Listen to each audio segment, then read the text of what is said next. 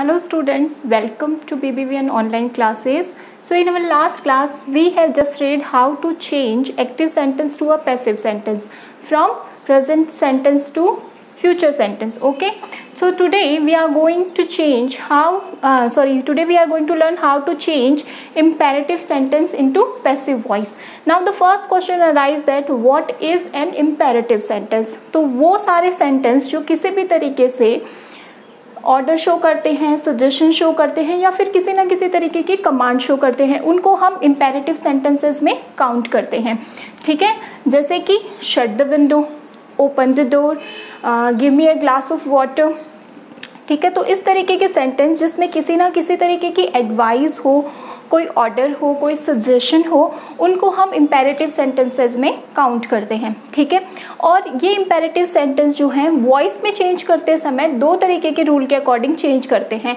एक तो आप लेट से चेंज करिए और एक जो है यू आर लगा के फिर रिक्वेस्टेड, एडवाइस या जो भी आपका सेंटेंस है, जिस तरीके का है, जिस तरीके का उसका मूड है या जो चीज़ वो शो करना चाहता है उसके अकॉर्डिंग आप चीज़ें जो है वो चेंज करिए. सी here I have written a sentence that is shut the window.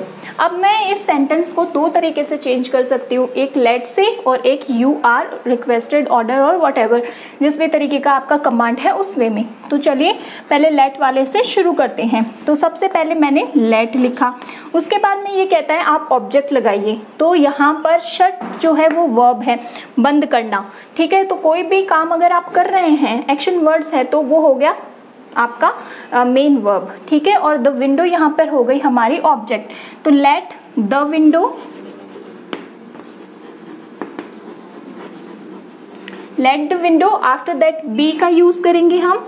Then verb की थर्ड फॉर्म शट ही रहेगी, let the window be shut. ठीक है, तो हमारा पूरा सेंटेंस बना let the window be shut. After that the second one is you are. अब यू आर तो देखो सब में कॉमन आएगा. ठीक है, यू आर. आफ्टर दैट हमें जो है सेंटेंसेस को अच्छे से रीड करना है कि वो हमें क्या शो करना चाहता है. Here shut the window, order है इसमें, तो मैं लिखूंगी ऑर्डर्ड. You are ordered. उसके बाद में मुझे लगाना है टू, तो मैंने सिंपली टू प्लेस कर दिया. वर्ब की थर्ड फॉर्म शट, और मेरा सब्जेक्ट ऑब्जेक्ट क्या है यहाँ पर, द विंडो. सो सेंटेंस बनता है you are ordered to shut the window. ठीक है, सो यहाँ पर ऑर्डर की जगह पर आप you are requested, you are suggested, you are advice, इस तरीके से इम्पेरेटिव सेंटेंस जो है उनको वॉइस में चेंज कर सकते हैं. बट ये वाला जो रूल है ये डिपेंड करता है कि आपका सेंटेंस जो है वो आपको किस तरीके का मीनिंग जो है वो दे रहा है.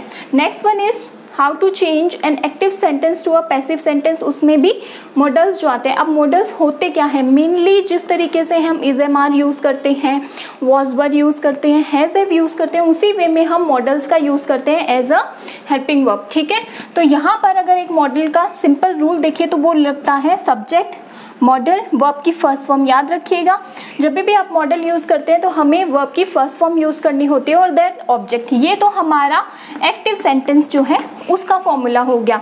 और इसको जब हम पैसिव में चेंज करते हैं तो इस फॉर्मूले के अकॉर्डिंग हमें चेंज करना है. See I have written here in example we can win the race. तो यहाँ पर हम सबसे पहले कैटेगराइजेशन करेंगे. सब्जेक्ट ये हमारी मॉडल, विन हमारी मेन वर्ब की फर्स्ट फॉर्म और द रेस हमारा ऑब्जेक्ट. ठीक है, अब इसके अकॉर्डिंग हमें एज इट इज़ इनको प्लेस करना है. ठीक है, ऑब्जेक्ट आपका कुछ भी रहे, आपकी मॉडल यानी कि जो ये हेल्पिंग वर्ब है उसमें किसी भी तरीके का कोई चेंज नहीं होगा. तो मैंने यहाँ पे लिखा द रेस. ठीक है, फिर मुझे मॉडल एज इट इज़ लिखना है can. After that B.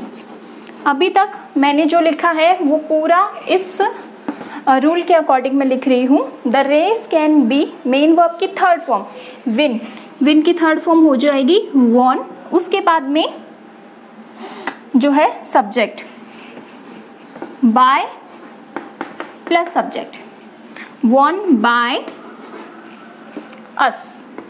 We का जब हम प्रोनाउन के अकॉर्डिंग इसको चेंज करते हैं सब्जेक्ट से ले जाकर ऑब्जेक्ट में तो अस होता है, तो हमारा सेंटेंस बन जाएगा the race can be won by us.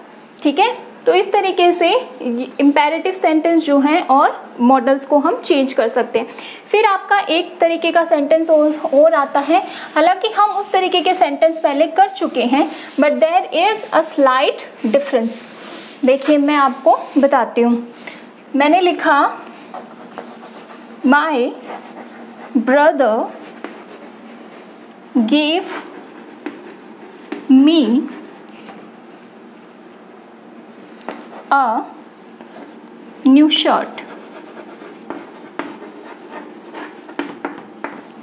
ठीक है, my brother gave me a new shirt. अगर हम इस सेंटेंस को देखें यहाँ तक, माई ब्रदर गेव मी, तो इसमें मेरे पास में सब्जेक्ट आ गया, मेन वर्ब आ गई और ऑब्जेक्ट आ गया, यानी कि मेरा एक सेंटेंस यहाँ पर कंप्लीट हो जाता है अगर मैं अ न्यू शर्ट नहीं लिखती हूँ फिर भी। ठीक है, और अगर मैं ये लिखती हूँ तो ये वाला जो मेरा रहेगा ये मेरा सेकंड ऑब्जेक्ट काउंट हो जाएगा। सो इस तरीके के अगर सेंटेंस आते हैं जिनमें दो ऑब्जेक्ट हो तो आप जो है किसी भी वे में इसको लिख सकते हैं, यानी कि आप ऑब्जेक्ट इसको माने या इसको माने, it totally depends on you. In both ways you are going to be correct. ठीक है, तो अब हम देखते हैं एक्टिव सेंटेंस को, इस सेंटेंस को पैसिव में कैसे चेंज करना है। गेव है यानी कि वर्ब की फर्स्ट फॉर्म है, यानी कि हमें प्रेजेंट सिंपल को चेंज करना पड़ेगा वॉइस में। ठीक है, तो हम यूज़ करेंगे वॉज वर्ब का और मेन वर्ब की थर्ड फॉर्म तो कॉमन है ही। तो अगर मैं इसको सबसे पहले मी वाला जो पार्ट है अगर मैं उसको अपना ऑब्जेक्ट मानती हूँ तो हम चेंज करेंगे आई वॉज, क्योंकि आई के साथ में वॉज आता है। आई वॉज गिवन, ये हो गई सब्जेक्ट हो गया, हेल्पिंग वर्ब हो गई, मेन वर्ब की third form. I was given a new shirt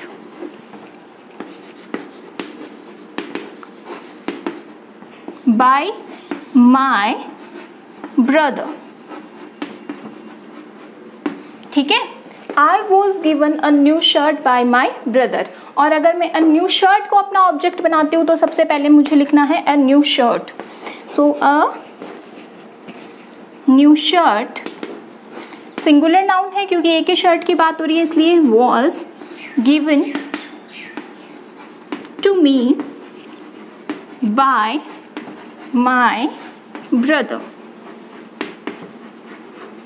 so in both ways, यानी कि आप आई को मान के करिए या अ न्यू शर्ट जो है आपका ऑब्जेक्ट है उसे मान के करिए, इन बोथ वेज आप जो हैं करेक्ट रहेंगे।